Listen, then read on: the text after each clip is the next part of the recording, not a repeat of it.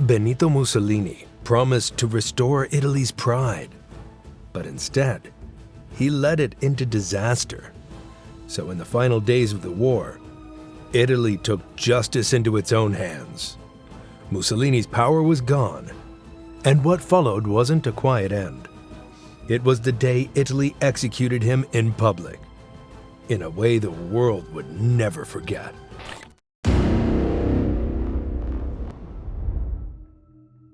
Benito Mussolini rose to power in the early 1920s when Italy was drowning in chaos. The First World War had left deep scars.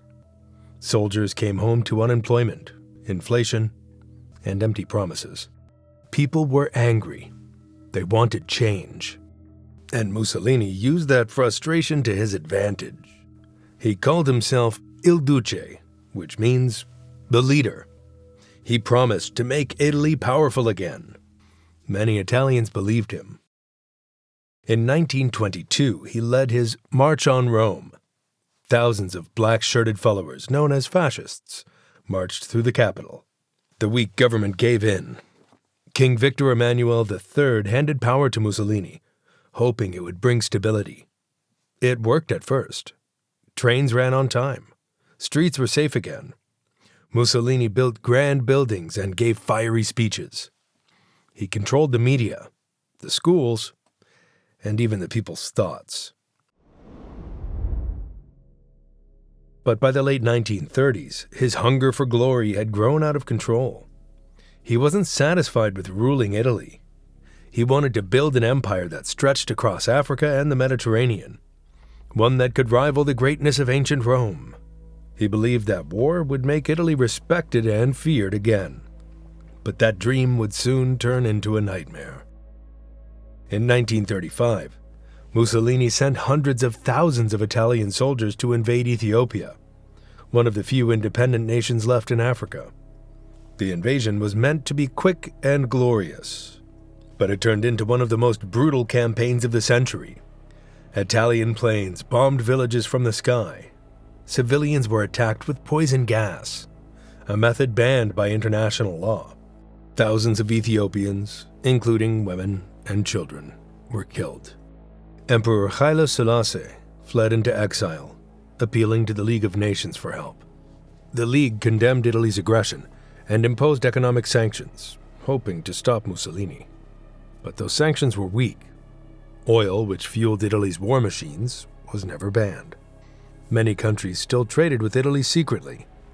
In the end, Mussolini won control of Ethiopia, but at a heavy price.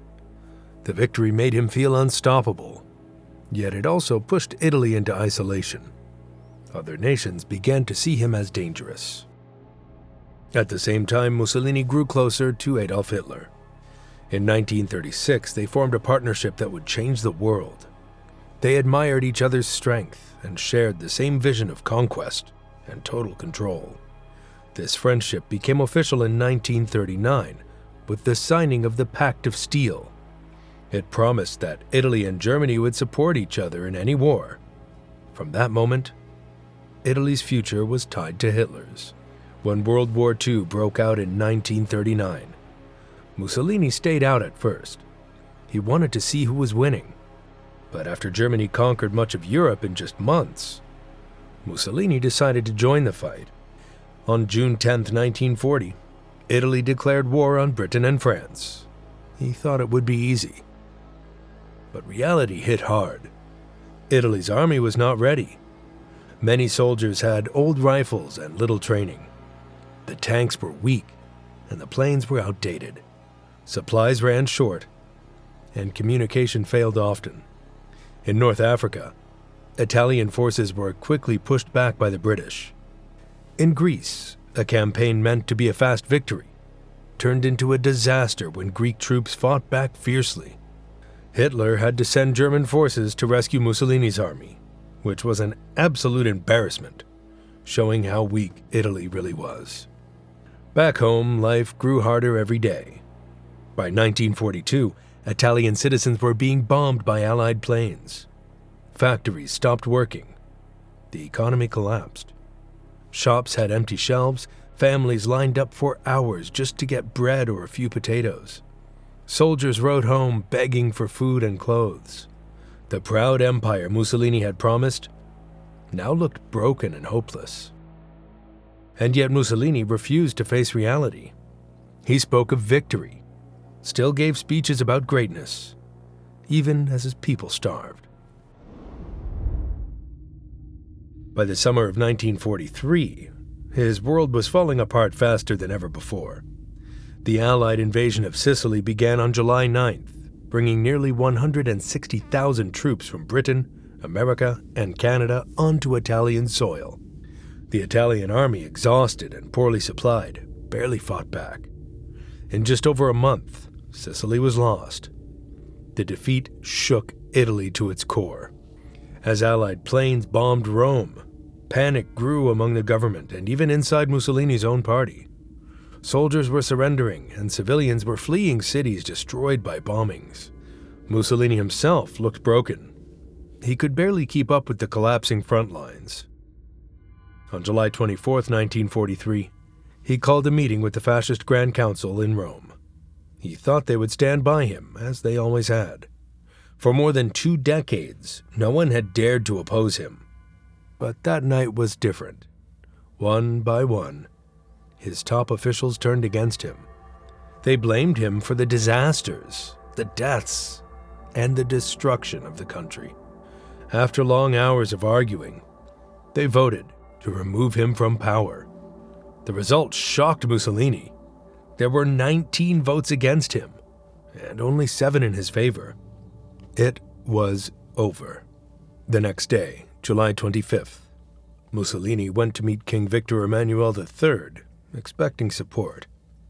Instead, the king told him that he was dismissed and ordered his arrest. Guards quietly took him away and drove him to safety. Not for protection, but as a prisoner.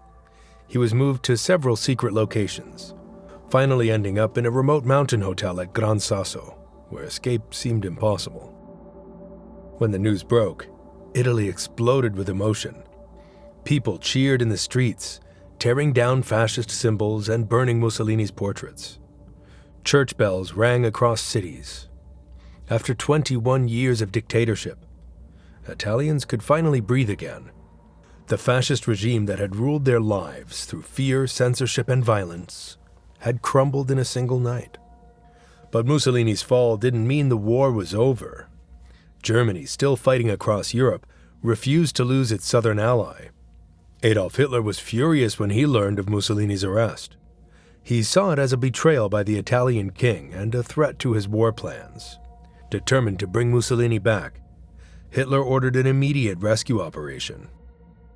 In September 1943, German commandos, led by Otto Skorzeny, launched one of the most daring missions of the war. They located Mussolini at the remote Gran Sasso Hotel, surrounded by mountains and guarded by hundreds of Italian soldiers. Using gliders, Skorzeny's men landed directly beside the building, without firing a single shot. They stormed the hotel and found Mussolini alive, but frail and confused. Within hours, he was flown to safety in a small German plane. The mission, known as the Gran Sasso Raid, became famous as one of Germany's boldest operations. But Mussolini's return didn't mean freedom. Hitler placed him in charge of a new state in northern Italy, the Italian Social Republic, also called the Republic of Salo, named after the small town of Lake Garda where it was based. It was only a government on paper. In reality, Germany controlled everything. Mussolini had no real power. He was just a puppet. German officers made all the decisions, and any Italian who resisted was brutally punished. By early 1945, the war was almost over, but the destruction it caused was everywhere. Allied troops had pushed their way north through the Italian peninsula, taking city after city. From the south, American and British forces were advancing steadily. From the east, the Soviet Union was crushing Germany, forcing Hitler's armies into retreat. The Axis powers were collapsing, and Mussolini's so-called Italian Social Republic was crumbling with them. Northern Italy, once the center of Mussolini's remaining control, was now full of chaos. Towns were ruined, roads were destroyed, and thousands of civilians were fleeing the violence. Even the fascist leaders who had once shouted their loyalty to Mussolini were now looking for ways to save themselves. Many quietly surrendered or fled to Switzerland, leaving him isolated and powerless. In Milan, Italy's industrial heart, people were no longer afraid to fight back. Resistance groups that had formed in secret over the years were now strong and organized. These fighters, known as the partisans, were not soldiers in uniforms.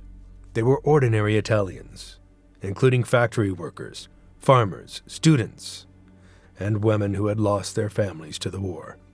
They carried whatever weapons they could find and fought to free their country from fascism and Nazi occupation.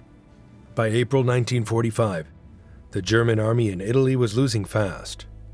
The partisans, knowing the end was near, called for a final uprising. On April 25, 1945, they launched their biggest operation yet. In Milan, they took over key buildings, seized radio stations, and surrounded fascist headquarters. German troops began retreating north, and fascist officials tried to flee. The uprising spread quickly to Turin, Genoa, and other cities. Within hours, northern Italy was filled with shouts of freedom and revenge. Mussolini, hidden away in the town of Salo, received the news that Milan had fallen. He finally understood that his rule was over. Even Hitler, trapped in his bunker in Berlin, was nearing his own end. Desperate and afraid, Mussolini decided to run. On April 25th, he gathered his mistress Clara Petacci, a few personal guards, and a small group of loyal fascist officials. They planned to escape towards Switzerland, hoping to cross the border and reach neutral territory. From there, Mussolini wanted to find a way to reach Spain, where other dictators like Franco still ruled. He believed that maybe he could negotiate his safety or rebuild his image. But the situation was hopeless. Roads were filled with German troops retreating north. Allied planes were bombing highways, and partisans controlled nearly every town along the way. Mussolini's convoy moved slowly through the mountains, blending in with the German soldiers who were also trying to flee. In an attempt to hide, Mussolini dressed himself in a German military coat and helmet, pretending to be just another soldier. He sat quietly in a truck filled with German officers, hoping no one would recognize him. Clara stayed by his side, refusing to leave him, no matter what happened. But the disguise didn't work. On April 27, 1945, near the small lakeside village of Dongo on Lake Como, the convoy was stopped by a group of partisans from the 57 Garibaldi Brigade. The fighters were checking every vehicle for escaping fascists. One of them noticed a nervous man sitting quietly among the Germans. When they pulled him out, they realized it was Mussolini. The partisans were shocked. For over 20 years, his face had been everywhere. But now, standing before them, he looked nothing like the powerful leader they once knew. His uniform was dirty, his face pale, and his eyes showed fear. Clara Petacci stood close to him, terrified, but loyal until the end. They were taken to a small farmhouse in the quiet village of Giulino di Mezzegra. It was a cold and tense night. Inside the house, Mussolini and Petacci sat quietly, knowing there was no way out. Outside, armed partisans gathered, whispering about what should be done. Some wanted him to be handed over for a proper trial, believing justice should follow the law. But most couldn't forget the pain he had caused. To them, a trial felt like mercy he didn't deserve. They believed he should face the same fate he had forced on so many others. The next morning, on April 28, 1945, the decision was made to execute him. Mussolini was led outside. He looked tired and defeated. Petacci clung to him, begging to stay by his side no matter what happened. The partisans took them to a nearby stone wall, close to an iron gate at the edge of the village. There were no last words or formalities. As the sun began to set, The order was given. The sound of gunfire broke the silence. It was around 4:10 p.m. when both Mussolini and Petacci fell to the ground. The man who had once called himself the leader of a nation was gone in an instant. There were no crowds cheering, no final salute, only the echo of shots fading across the countryside. But that wasn't the end. The next day, the war-torn streets of Milan saw a scene unlike anything before. The bodies of Mussolini, Clara Petacci, and several top fascist officials were driven into the city on an open truck. These were the same roads where, for years, Mussolini's soldiers had marched proudly in parades. Now, those same streets carried his lifeless body. The partisans brought the truck to Piazzale Loreto, a square that carried heavy meaning. Not long before, in that very spot, fascist forces had hung and displayed the corpses of 15 Italian resistance fighters as a warning to anyone who dared oppose Mussolini's rule. The people of Milan had never forgotten that horror, and now they saw their chance to return the message. By morning on April 29, 1945, crowds began pouring into the square. Thousands came from every corner of the city, including workers, mothers, soldiers, and even children. Many had lost someone because of the war or Mussolini's government. When they saw his body, emotions overflowed. People shouted, cried, cursed, and some even struck the bodies in anger. It was not just rage. It was years of pain, loss, and frustration finally being released. Then came the moment that would be remembered forever. To make a clear symbol of the regime's fall, the partisans hung Mussolini and Petacci upside down from the metal beams of a nearby gas station roof. The bodies swayed above the crowd, battered and bloodied. It was a shocking and disturbing sight, but to many Italians, it marked the final end of fascism. The image spread quickly across the world, showing not only Mussolini's downfall, but also Italy's desperate cry for freedom after years of suffering. The reaction from the outside was immediate and emotional. Newspapers from London to New York printed the photos on their front pages. For many, it was almost unbelievable. In Italy, the news spread like wildfire. Across towns and villages, people came out into the streets, not in fear as before, but in relief. More than 2 decades of violence, propaganda, and war. Italians finally felt free to speak, sing, and gather without punishment.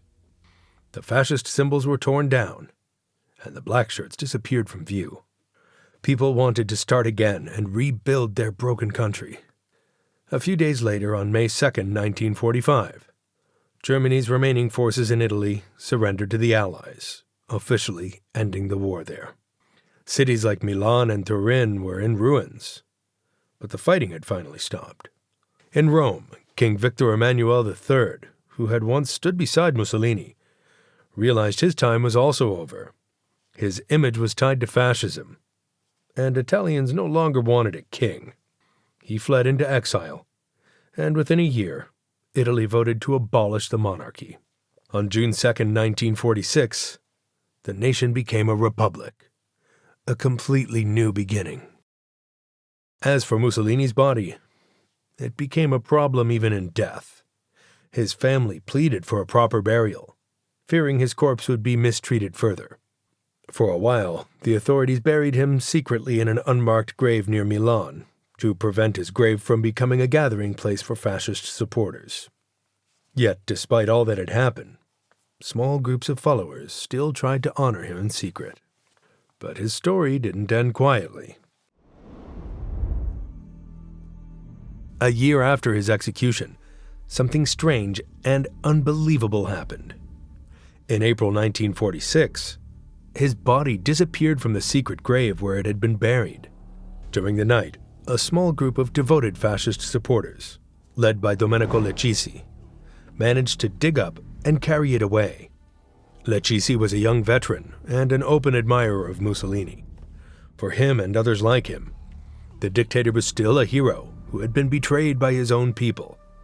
They wanted to rescue his body as a symbol of loyalty to the fascist cause. When the theft was discovered, it caused a national uproar. The police launched a massive search across northern Italy. Newspapers followed the story closely, publishing rumors and clues about where the body might be. For months, no one knew the truth. It was as if Mussolini had disappeared all over again, this time from his grave. Finally, in August 1946, after 4 long months, the mystery ended. The police found Mussolini's body hidden inside a small monastery called Certosa di Pavia, not far from Milan. A monk there had secretly kept the remains, unaware of how dangerous the situation had become. The government immediately took control of the body. They were terrified that any public display could spark riots or revive fascist movements. To prevent further trouble, the authorities kept the body hidden in a secret location for the next 11 years. Few people knew where it was, not even most government officials. During that time, Italy was still healing from the wounds of war.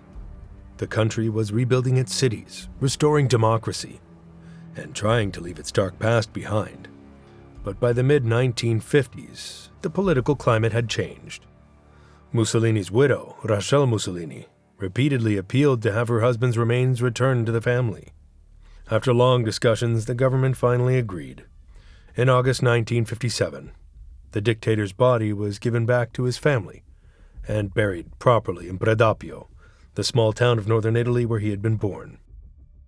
Since then, his tomb has become a strange and controversial sight. Every year, tourists, historians, and even fascist sympathizers visit. Some come out of curiosity, wanting to see the grave of one of history's most infamous leaders. Others come to pay respect, still believing in the man who once promised to make Italy great. Even decades later, Mussolini's name continues to divide the nation.